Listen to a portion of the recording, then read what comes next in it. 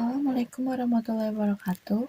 Nama saya Bava dari kelas 12 Akal 2 akan mempresentasikan tentang transaksi akuntansi kewajiban Satker dan kewajiban desa. Definisi sistem akuntansi kewajiban.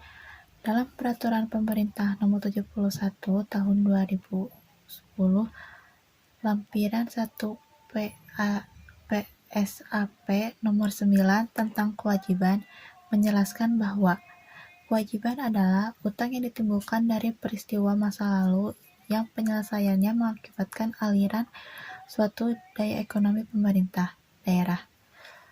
Kewajiban pemerintah daerah dapat muncul akibat melakukan pinjaman kepada pihak ketiga.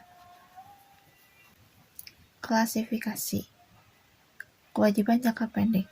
Kewajiban jangka pendek merupakan kewajiban yang diharapkan dibayar dalam waktu paling lama 12 bulan setelah tanggal pelaporan.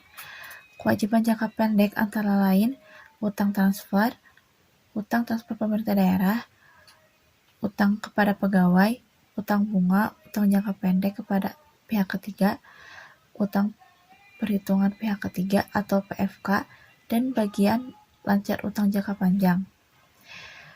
Kewajiban jangka panjang adalah kewajiban yang diharapkan dibayar dalam waktu lebih 12 bulan setelah tanggal pelapor.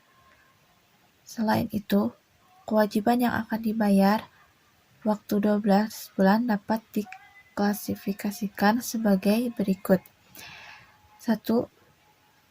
Jangka waktu aslinya adalah untuk periode lebih dari 12 bulan. 2.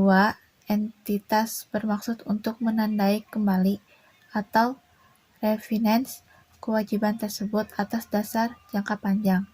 3.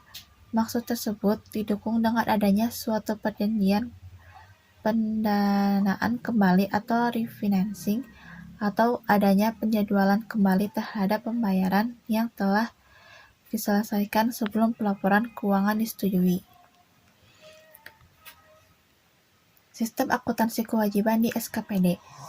Akuntansi kewajiban di SKPD terdiri atas penerimaan utang, pembayaran utang khususnya utang jangka pendek. Pihak-pihak yang terkait dalam sistem akuntansi kewajiban SKPD terdiri dari 1. Pejabat pelaksana teknis kegiatan atau PPTK. 2. Pejabat penata usahaan keuangan atau SKPD. 3. Pejabat pengelolaan keuangan daerah atau PPKD. 4. Penggunaan anggaran atau PA atau KPA. Sistem akuntansi kewajiban di SKPD. 1. Peraturan Kepala Daerah tentang kebijakan akuntansi pemerintah daerah.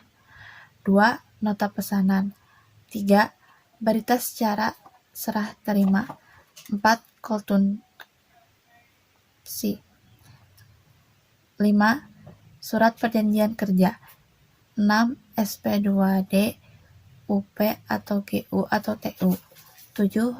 SP2D, LS. 8. Surat pernyataan PA tentang tanggung jawab PA terhadap laporan keuangan SKPD. Jurnal standarnya yaitu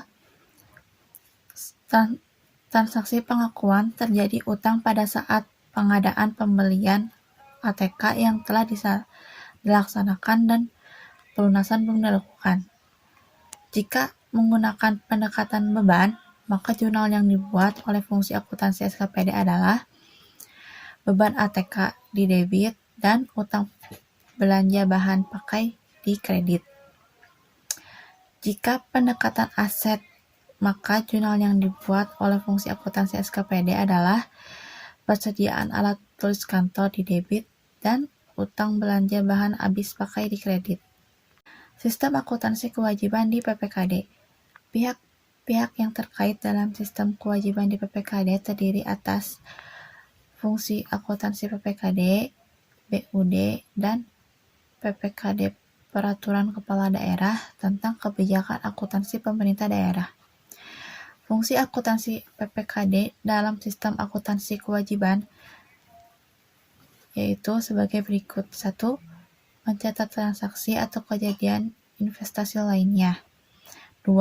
Memposting jurnal-jurnal transaksi atau kejadian investasi ke dalam buku besar masing-masing rekening. 3. Menyusun laporan keuangan yang terdiri dari laporan realisasi anggaran, laporan perubahan SAL, laporan operasional, laporan perubahan ekuitas, neraca, dan catatan atas laporan keuangan. Pihak-pihak yang terkait yaitu pihak-pihak yang terkait. Dalam sistem akuntansi kewajiban di PPKD terdiri atas fungsi akuntansi PPKD, BUD, dan PPKD, Peraturan Kepala Daerah tentang Kebijakan Akuntansi Pemerintah Daerah. Pejabat pengelola keuangan daerah dalam sistem akuntansi kewajiban PPKD memiliki tugas menandatangani laporan keuangan pemerintahan daerah. Dokumen yang digunakan yaitu 1.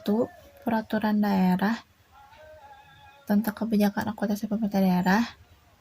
2. Surat perjanjian utang. 3. Nota kredit. 4. SP2D LS. Jurnal standarnya yaitu jika saat penerimaan pembiayaan maka di kas daerah debit, kewajiban jangka panjang kredit, perubahan SAL debit, dan penerimaan pembiayaan kredit. Saat pembayaran bunga kewajiban, beban bunga debit, di kas daerah kredit, bunga utang debit, dan perubahan SAL kredit. Saat pelunasan kewajiban jangka panjang debit, di kas daerah kredit, pengeluaran pembiayaan debit, dan perubahan SAL kredit. Saat reklasifikasi kewajiban jangka panjang debit, bagian lancar kewajiban jangka panjang kredit. Sekian dari saya. Wassalamualaikum warahmatullahi wabarakatuh.